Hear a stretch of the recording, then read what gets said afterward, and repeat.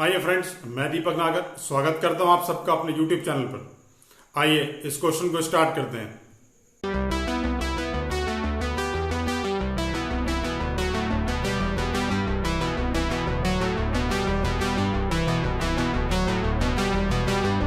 आइए question number 34 देखेंगे।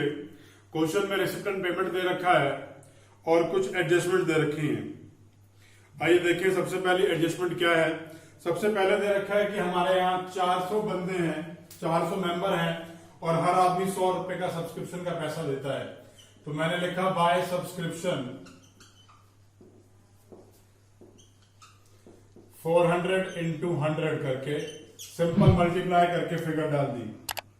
हमें मालूम है जब इस तरह से हमें बता रखा हो कि कितने बंदे हैं और कितने जो है एक एक बंदा कितने पैसे देता है, तो हम इनकम एंड एक्सपेंडिचर में सिंपल मल्टीप्लाई करके डाल देते हैं।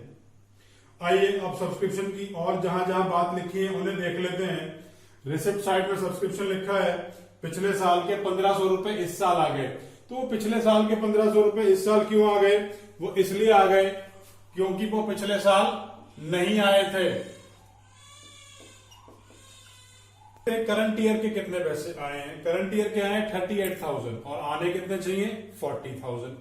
तो बाकी जो 2,000 रुपए रह गए मैं उसको लिखूंगा आउटस्टैंडिंग सब्सक्रिप्शन। कैसे कैलकुलेट करा? टोटल अमाउंट आना चाहिए 40,000 और रिसिप्ट एंड पेमेंट बताता है इस साल के कितने पैसे आए हैं 38,000। तो बाकी जो 2,000 हैं वो हो गए आउटस्टैंडिंग। अब अगले साल के 2016-17 मतलब नेक्स्ट ईयर हमारा उस साल का सब्सक्रिप्शन हमें इस साल मिल गया है। तो मैं लिखूंगा subscription received in advance, amount है 800। तो आइए इस तरीके से हमने सब्सक्रिप्शन की सारी एडजस्टमेंट जहां जहां भी जानी थी वहां वहां डाल दी है। अब देखेंगे कि 31 मार्च 2015 मतलब ओपनिंग बैलेंस शीट के कुछ एसेट्स लायबिलिटीज दे रखी हैं, उन्हें लिख लेते हैं। सबसे पहले दे रखा है बिल्डिंग, अमाउंट है 75,000। इसके बाद फर्नीचर लिखा हुआ है वहीं पर ही, फर्नीचर का अमाउंट दे रखा है 10,000। उसके बाद बुक्स का अमाउंट दे रखा है 6,000 और 12% बॉन्ड्स भी दे रखे हैं। बॉन्ड्स का मतलब इन्वेस्टमेंट है, जहां आपने पैसा लगा रखा है उस पर 12% के हिसाब से आपको इंटरेस्ट मिलेगा। तो ये हमने सेकंड पॉइंट भी पूरा कर लिया है, क्योंकि ओपनिंग की वैल्यू तो सिर्फ एक ही जगह आएंगी और जो एसेट्स बच जाएंगे उनको लास्ट में क्लोजिंग बैलेंस शीट में भी डाल लूंगा। सैलरी की थर्ड एडजस्टमेंट लिखी है कि सैलरी जो है वो मार्च के महीने की हमने अब तक दी नहीं है, तो करंट ईयर की बात चल रही है, तो यहां लिखूंगा आउटस्टैंडिंग सैलरी 1,500। अब इसे एडजस्ट कर लेता हूं एक्सपेंडिचर साइड में भी, लिखूंगा टू सैलरी। सैलरी का अमाउंट है 16,500 और आउटस्टैंडिंग अमाउंट इसमें प्लस कर लिया, टोटल हो गया जी 18,000। इसके बाद लिखा है journey income receivable. Receivable word का मतलब होता है एक्रूड। जरा एक बार जर्नी की इनकम जो है रिसिप्ट देखेंगे, रिसिप्ट साइड में लिखा है जर्नी रिसिप्ट, अमाउंट है 5,600। इसके अंदर एक्रूड जर्नी रिसिप्ट्स को प्लस कर लिया, टोटल अमाउंट यहां डाल दिया। अब क्योंकि एक्रूड जर्नी रिसिप्ट है तो एक्रूड की एडजस्टमेंट हमने इस साल की क्लोजिंग बैलेंस शीट में भी करनी होगी। Accrued journey receipt 400। आइए आगे चलते हैं। उन्होंने बोला बिल्डिंग के ऊपर, मूविंग मशीन के ऊपर और फर्नीचर बुक्स के ऊपर डेप्रिसिएशन की बात चल रही है, तो इसको हम थोड़ा सा लास्ट में कर लेते हैं। और लिखा है it was decided to treat 1/2 the amount received on account of donation as income. मतलब जो आधी डोनेशन मिली है उसे इनकम मानेंगे। अब जो आधी डोनेशन मिली है अगर उसे इनकम मान लिया तो बाकी आधी को कैपिटल रिसिप्ट माना जाएगा। देखिए टोटल डोनेशन कितनी है, टोटल डोनेशन है 8,000, जिसमें से 4,000 को देखो मैंने कैपिटलाइज कर दी और 4,000 को मैं रेवेन्यू रिसिप्ट मानते हुए इनकम में शो कर दूंगा।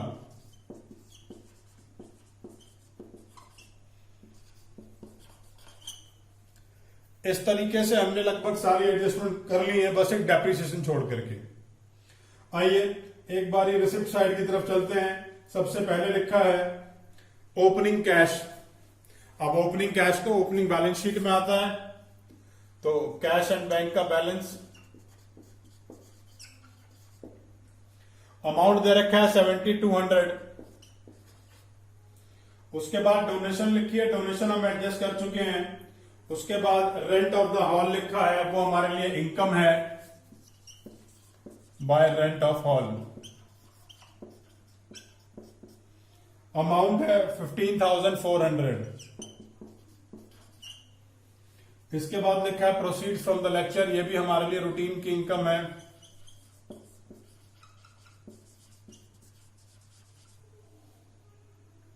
$4,700। उसके बाद इंटरेस्ट ऑन बॉन्ड्स,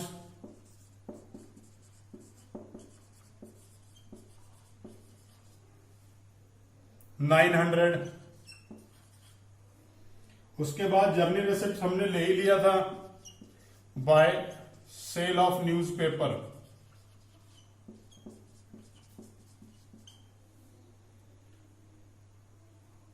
$300। उसके बाद by sale of old furniture, ये तो कैपिटल जो है रिसिप्ट है, इसकी बात नहीं करेंगे, लेकिन इसमें जो प्रॉफिट एंड लॉस हुआ है उसकी बात करनी पड़ेगी। 2,000 का फर्नीचर था, कितने का बेच दिया, 400 रुपए का, तो बाकी क्या हो गया, 1,600 रुपए का लॉस हो गया। और लॉस को मैं एक्सपेंडिचर साइड में शो करूंगा, loss on sale of furniture 1,600 रुपए। कैसे निकाले, 2,000 माइनस 400। रिसिप्ट साइड पूरी कर ली है। आइए पेमेंट साइड में चलते हैं। सैलरीज हम लिख चुके हैं और उसके बाद to sundry expenses.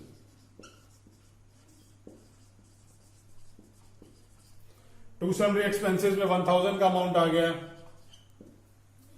Next is to charity,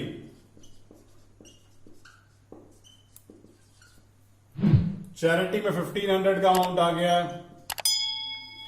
उसके बाद to cost of lecture,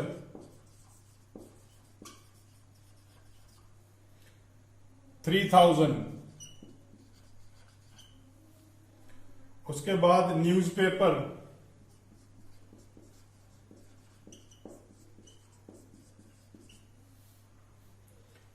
$3,800। Next is journey expenses, ये भी मेरा रूटीन वाला खर्चा है, ये भी मैंने एक्सपेंडिचर साइड में ले लिया। बुक्स, तो बुक्स तो यहां आएंगी नहीं भाई। आइए बुक्स को एडजस्ट कर लेते हैं। बुक्स स्टार्टिंग में कितनी है हमारे पास,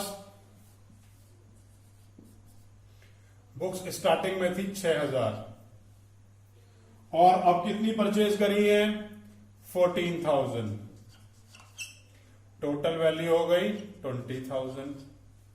अब इस 20,000 में से वो बोला बुक्स के ऊपर, बुक्स की क्लोजिंग बैलेंस के ऊपर 20% का डेप्रिसिएशन। 20,000 का 20% कितना आ गया, 4,000। ये वैल्यू कितनी आ गई, 16,000। ये क्या आ गया, 4,000 डेप्रिसिएशन है। आइए इसको डेप्रिसिएशन के नाम से लिख लेते हैं,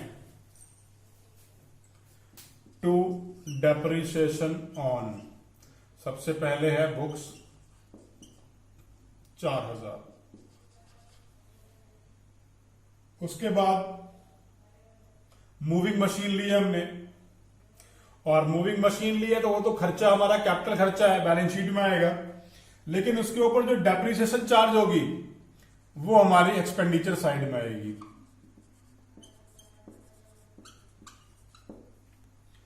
$10,000 की कॉस्ट है और उसके ऊपर 10% का डेप्रिसिएशन।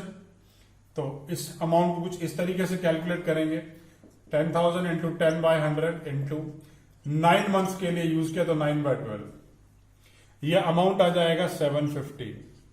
अब इसकी वैल्यू का इफेक्ट जो है वो बैलेंस शीट में भी शो कर देता हूं हैंड टू हैंड, ताकि बाद में कोई प्रॉब्लम ना हो।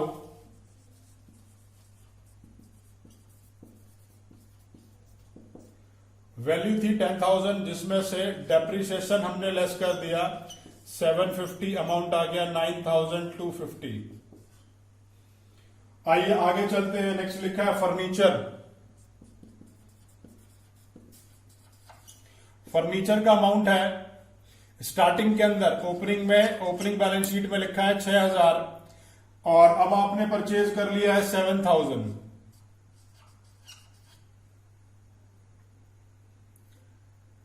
6,000 का पहले था, अब फर्नीचर लिया है 10,000 का, वो 7,000 का, सॉरी ऊपर फर्नीचर 10,000 का है और अब ले लिया 7,000 का, जिसमें से 2,000 रुपए का आपने बेच भी दिया था। रिसिप्ट साइड में एक लिखा है सेल ऑफ ओल्ड फर्नीचर, तो वो 2,000 रुपए मैंने यहां से लेस भी कर दिए, इन सबको लेस प्लस करके आ गया 15,000। अब 15,000 की वैल्यू पर वो बोल रहे हैं 20% ऑन द क्लोजिंग बैलेंस, तो 15,000 का 20% आ गया 3,000। ये वैल्यू बाकी कितनी रह गई, ये वैल्यू रह गई 12,000। जो डेप्रिसिएशन का अमाउंट है इसको शो कर देते हैं बैलेंस शीट के एक्सपेंडिचर साइड में। फर्नीचर 3,000। नेक्स्ट देखेंगे फर्नीचर के बाद लिखा है पोस्टेज, तो पोस्टेज भी डाल देता हूं। पोस्टेज भी मेरा खर्चा है 400। पोस्टेज के बाद कन्वेंस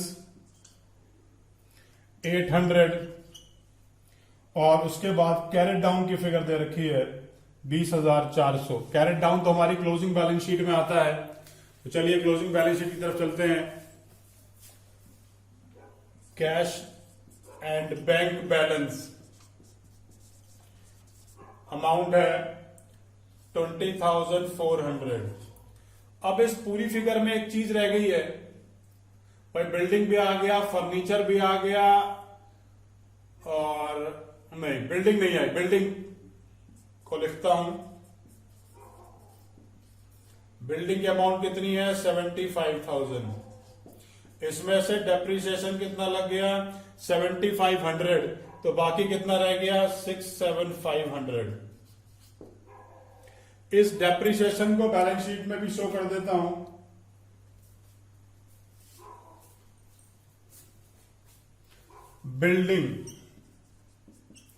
बिल्डिंग पर भी डेप्रिसिएशन कितनी आ गई 7,500। अब इन सबका टोटल मैंने आउटर कॉलम में डाल लेना है।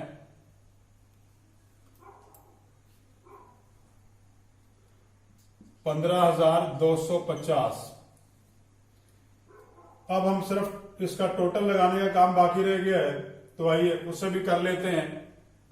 आइए यहां एक छोटी सी मिस्टेक कर दी है हमने बॉन्ड की जो वैल्यू थी उसका इंटरेस्ट चेक नहीं करा। Bye interest on bonds receipt and payment में लिखा है 300, लेकिन जब आप बैलेंस शीट में देखोगे तो 10,000 रुपए का अमाउंट, वो 10,000 रुपए का अमाउंट था 12% के बॉन्ड्स पर। तो अगर 10,000 का 12% निकालोगे तो 1,200 बनेगी। इसका मतलब क्या हुआ, इंटरेस्ट, टोटल इंटरेस्ट 1,200 आना चाहिए, लेकिन आया कितना है 900। तो बाकी क्या हो जाएगा एक्रूड इंटरेस्ट। ये 1,200 की कैलकुलेशन मैंने कैसे करी, 10,000 के अमाउंट पर 12% को कैलकुलेट करा फॉर द फुल ईयर, तो ये अमाउंट बन गया 1,200। 900 आया हुआ था, 300 नहीं आया, जो नहीं आया उसको एक्रूड के नाम से डाल दिया। इस एक्रूड को बैलेंस शीट में भी शो करूंगा। एक्रूड इंटरेस्ट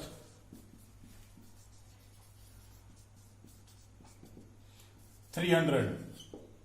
आइए टोटल करते चलते हैं बैलेंस शीट का। सबसे पहले एसेट्स का टोटल कर लेता हूं। टोटल आ गया 1,09,700 रुपए, 1,09,700। उतना ही यहां पर कैपिटल फंड भी शो कर दूंगा 1,09,700। इस तरीके से हम बैलेंस शीट हमने क्लोज कर ली ओपनिंग वाली। आइए इनकम साइड की तरफ चलेंगे और इनकम साइड का टोटल कर लेते हैं। इनकम साइड की मैंने जो है टोटल लगाई, तो ये टोटलिंग आ गई मेरी 70,400। ये टोटल क्योंकि बड़ी आएगी तो मैंने दोनों तरफ ही लिख दी।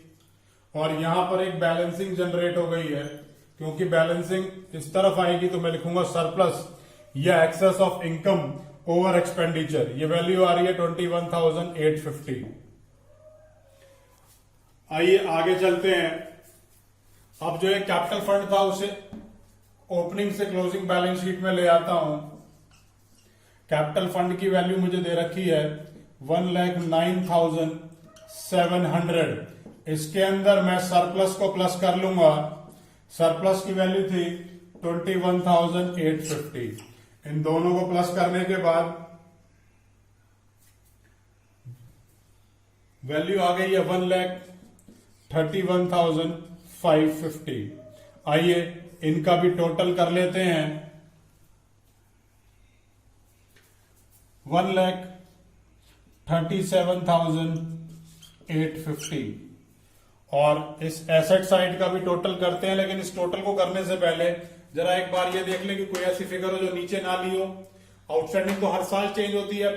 जो है बिल्डिंग हमने ले ही रही थी, डेबिशन काट के फर्नीचर भी ले लिया, बुक भी ले लिया। जो ये 11% बॉन्ड है ये नहीं लिया था, तो इसे भी ले लेते हैं। सॉरी 12% बॉन्ड जो है ये नहीं लिया, तो इसे भी ले लेते हैं। अमाउंट डाल दी 10,000 और इनका टोटल कर लेते हैं 1,37,850। और फाइनली इसी तरीके से हमें ये क्वेश्चन जो है वो करना है। अगर आपको इस क्वेश्चन में कोई भी प्रॉब्लम है तो मुझे आप कमेंट बॉक्स में कमेंट करके पूछ सकते हैं। अगर वीडियो पसंद आई तो लाइक जरूर कीजिएगा। मैंने आपके लिए डिस्क्रिप्शन में बहुत कुछ छोड़ा है, उसे भी जरूर चेक करें। और अगर अब तक चैनल सब्सक्राइब नहीं किया तो प्लीज चैनल जरूर सब्सक्राइब कीजिएगा।